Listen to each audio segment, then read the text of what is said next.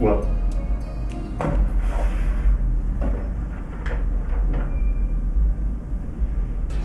Faker? I think you're the fake hedgehog around here. You're comparing yourself to me? Ha! You're not even good enough to be my fake. I'll make you eat those words! come on, man. I only wanted to eat some cereal. Do you know who I am? Alright. Jeez. Hey everybody, welcome to a new episode of The Game Show. It's me, your boy Louis, back again with a brand new game review. Today we're gonna be looking at quite a peculiar game you guys are probably familiar with. This game is Sonic Adventure 2. Ah, Sonic the Hedgehog. This franchise is like a roller coaster of quality. Sometimes you hit that high level of quality that people will remember you, but other times you'll hit rock bottom so hard that people will remember for all the wrong reasons. This was mostly notable when Sonic hit the 3D era. This is the point in which we have polar opposites of opinions regarding the quality of each game. But most fans seem to agree with one thing. Sonic Adventure 2 is amazing. Is that so? I mean, this game is 17 years old after all. Do you think it's still good after all that time? Well, only one way to find out.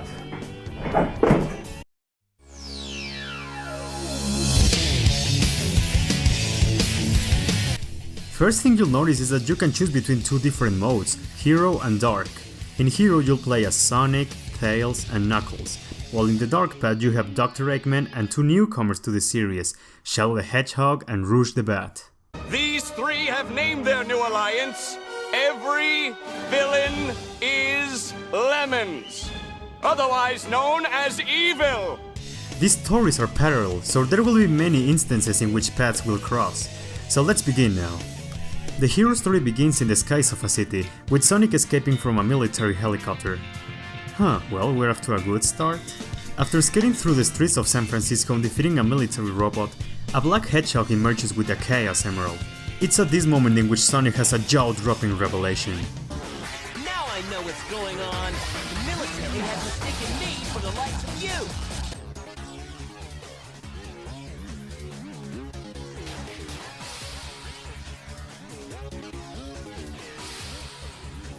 Well, I cannot question the military. After one short battle, Shadow manages to escape by teleporting out of the way, and Sonic gets captured by the military once again. Meanwhile, in a totally unrelated location, Knuckles is having a confrontation against newcomer Rouge the Bat over the Master Emerald. Meanwhile, Eggman sneaks in front of their faces and tries to steal the Master Emerald, but Knuckles breaks the emerald and now he has to fix his own mess and gather the pieces of the Master Emerald to repair it. Meanwhile, Tails flies to a military base to free Sonic, where he finds the baddies and Amy for some reason.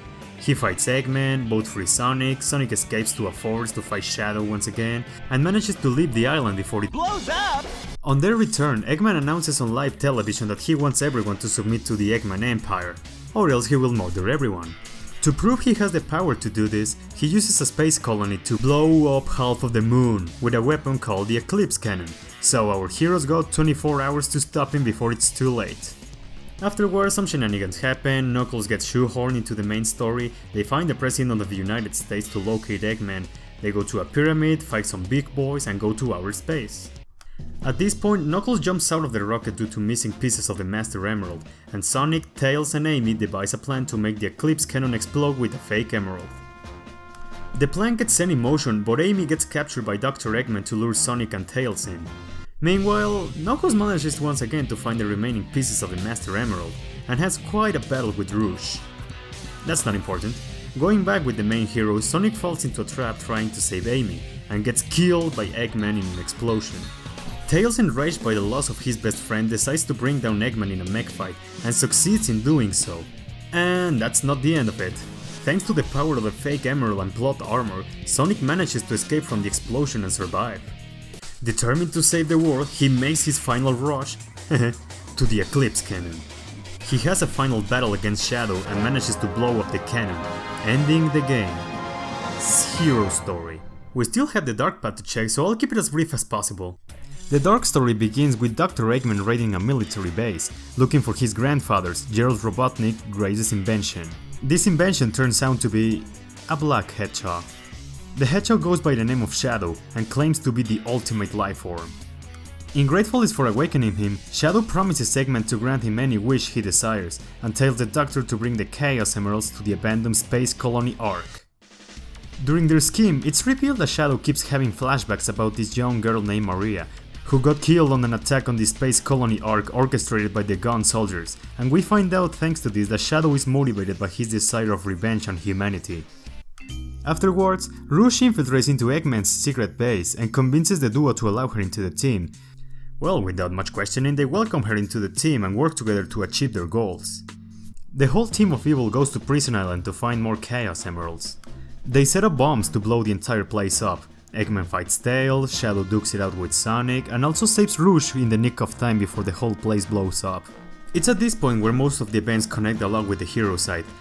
Eggman casually blows up half of the moon, attacks the heroes in his pyramid, kidnaps Amy, kills Sonic, and fights Tails. Rouge, on her end, goes to visit a few planets to find the last pieces of the Master Emerald that Knuckles lost previously. She has her fight with Knuckles, gives him the remaining pieces, and leaves. Bye bye. Later on, she finds out Shadow is not really the ultimate lifeform he claims to be, but something else is. Oh, and she's also a secret agent that works for the government. That never affects the story at all, but there you have it. Shadow is informed by Dr. Eggman that someone is on his way to stop the Eclipse Cannon, so Shadow gives one final chase. Just to find out it's none other than Sonic. Last thing to do is to sort it out in one final battle. In the end, it's revealed that Eggman lost his battle against Tails, but managed to sneak out with nobody noticing it. He puts the final emerald in the cannon's core and starts laughing at his, success? And that's how the dark story ends. But there's one last thing to do. Completing both stories reveals one final chapter. Picking up where the dark story left off, Dr. Eggman is puzzled trying to figure out why the cannon is not firing, but gets interrupted by a pre-recorded video of his grandfather Gerald Robotnik. Gerald revealed he went insane after the murder of his granddaughter Maria, and swore to rain vengeance on humanity. He programmed the space colony so that when it was powered up by the Chaos Emeralds, it will cause the Ark to move at high speeds towards Earth. When all hope seems lost, Rouge comes with a great idea. She suggests that Knuckles uses the Master Emerald to neutralize the power of the Chaos Emeralds, so heroes and villains, minus Shadow, set apart their differences to work together and save Earth. Later on, Amy finds Shadow, who refuses to help the gang, believing there's no hope left for humanity. And after a very cliché speech, Shadow suddenly remembers he was created to help humanity and sets out to fulfill his promise to Maria. He catches up with Sonic and Knuckles and fights the actual ultimate lifeform, a giant lizard. After its defeat, Knuckles uses the power of the Master Emerald to stop the Ark from moving towards Earth, but the Bio-Lizard teleports and fuses itself with the space colony. On one last desperate attempt to save the planet, Sonic and Shadow use the power of the Chaos Emeralds to attain their super forms and fight the Bio-Lizard in outer space. Thanks to their combined efforts, they manage to defeat the Bio-Lizard, and together they use Chaos Control to return the Ark to its original place. But this action came in with a heavy cost. In the end, Shadow's power gets drained and starts falling towards Earth. With his dying breath, he realizes he fulfilled his promise to Maria. Sonic is fine though, thanks to the amazing power of plot armor. Everyone reflects on the events that transpired through the game, and Sonic gives his final farewells to Shadow. And with that, Sonic Adventure 2 is over. Well, now let's check how this game fares in the gameplay department. Sonic Adventure 2 focuses on 3 different playstyles. Sonic and Shadow are the reason why everybody's here. Fast-paced 3D platforming action, going through many enemies with your homing attack, dashing through rings at light speeds, grinding through rails to keep the action in constant movement. You've got that sense of speed and momentum at all times, along with the smooth control that is very responsive. Well, maybe too responsive at times. The level design is more linear than the rest of the cast, but you can still take your liberty to explore a little bit and find secret paths. Then we have Tails and Eggman, riding in a giant mech. These levels focus more on multi-shooting than going in high speeds. Controlling these guys is much different than the other characters. Since you're riding a giant mech, there's much more weight put into each jump, making platforming a little bit awkward. And changing directions is way too clunky. It's not awful, I'll say, but it takes some time to get used to. And do not get me started with the enemy placement, because you will get hit a lot for stuff you couldn't have possibly seen coming. Then there's a big issue with the camera, because if you are not fighting against the enemies, you are going against the camera. These issues are prominent in both characters, but I feel that Eggman has much better level design than Tails. But regardless of these issues, I still think these levels are quite fun. Finally, we have Knuckles and Rouge. Emphasizing more into action adventure exploration, you have to find 3 pieces of the Master Emerald to complete the stages. Every time you play a level, the location of the treasure always changes, and here's where the main problem with these stages lies. You see, the game was generous enough to give you a radar. The faster it beeps, the closer you are to your treasure, but this only works with 1 piece at a time. This means that if you're right next to a treasure but the game declares you should not get that one yet, then you'll most likely miss it. If you want, you can get help from these computers to give you some tips, but here lies another problem. First, the computers only give you tips regarding the level design. That means if you're new into the game, you'll never know where to start searching because you are not familiar with the level itself. Second, using these computers will cause you to get a lower score after you get a treasure, which is important if you wanna A-rank the stage. This wouldn't be an issue if the levels were small, but Sonic Team decided to take some liberties and made some gargantuan stages. Even if you don't care about your final score, some of these stages overstay their welcome more than necessary. Oh, you know what? I don't care, I'm gonna use the computers. Are you serious? It's in reverse? What a dick move, man! Every time you beat a mission or fulfill certain requirements, you gain some of these emblems. Gathering all of them grants you 2 things: bragging rights and a very secret final level. It's actually just Green Hill Zone in 3D. Have fun.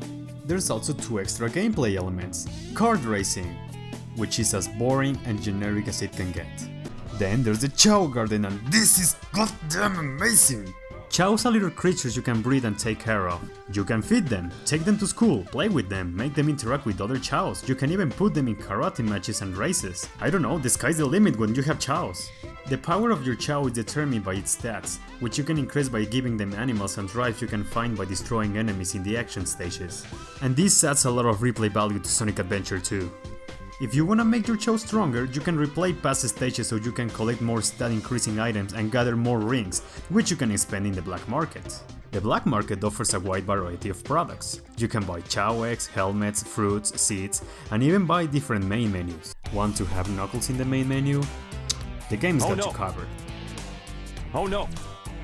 Incredible. Oh no! Oh, but back on topic. The Chao Garden is amazing! Wanna sort out some beef with your friends? Yeah, don't worry, this game has you covered with a 2-player battle mode. But I cannot show that right now because, well, I don't have 2 controllers. My apologies. Graphically speaking, I'll say it looks decent for GameCube standards. The environments are easy on the eyes, the enemies stand out, they are extremely expressive with body language, and the facial animations are a massive step up from Oh yeah! This is happening! yeah, from that. On a personal level, I find the voice acting in this game to be actually good. The actors did a great job into bringing the personalities of their characters to life, which contributes greatly to the characterization. However, that doesn't matter too much when the sound direction during cutscenes is god-awful. Lip syncing is terrible, characters tend to constantly interrupt each other, and in many occasions the music is too loud to hear what they're saying. If it wasn't for the subtitles, I wouldn't have any idea of what these guys are saying. The soundtrack of this game, oof, it's fantastic. It's so full of energy, and it's thanks to this that every level has its own identity. You'll be dashing through enemies with energetic rock music with Sonic and Shadow. Tails and Eggman will blast through robots with mechanical tunes. Rouge levels are flooded with jazzy music, and Knuckles, oh dear god. Love or hate the treasure hunting stages? You cannot deny how good these songs are. The lyrics are cheesy for sure, but dear god man, these raps in general are just...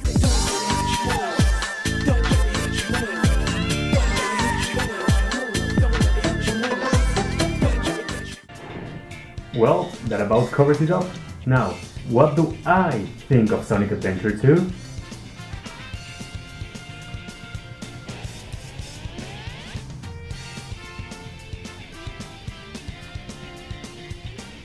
I'm not gonna lie, Sonic Adventure 2 is a good game, but at the same time it's very tricky to recommend because the game has been aging like milk, and let's be honest, the more you grow up, the more you realize it has some very glaring flaws. For starters, the story for the most part is really stupid. I used to think this story was amazing when I first played the game, but when you grow up you start to realize there are so many dumb plot devices and plot holes.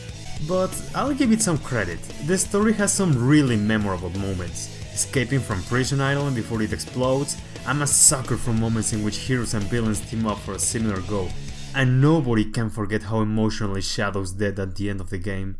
Maria, this is what you wanted, right? This is my promise I made to you. Man, I just can't believe Shadow is dead.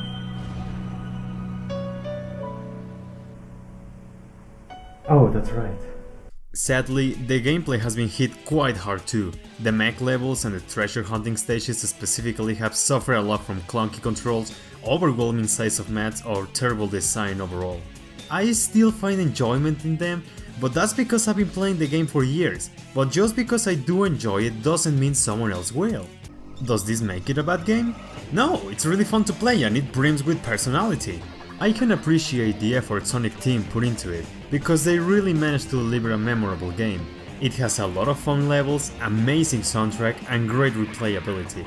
But let's be fair guys, time has been hitting Sonic Adventure 2 really hard and it's not gonna get any better.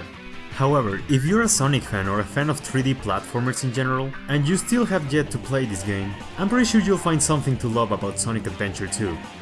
You might enjoy it, you might not, but you know what? That's okay, because at the end of the day, we all have different opinions. And well, that's all for today's episode guys. I hope you really had an enjoyable time. And remember, if you want to support the channel, do not forget to drop a like and subscribe. And you know the drill. I really hope you have an excellent day. Did you look at the time, man? It's already midnight. I didn't even have my cereal, but forget about it. What's important is that you have an excellent day. Yeah, definitely tomorrow.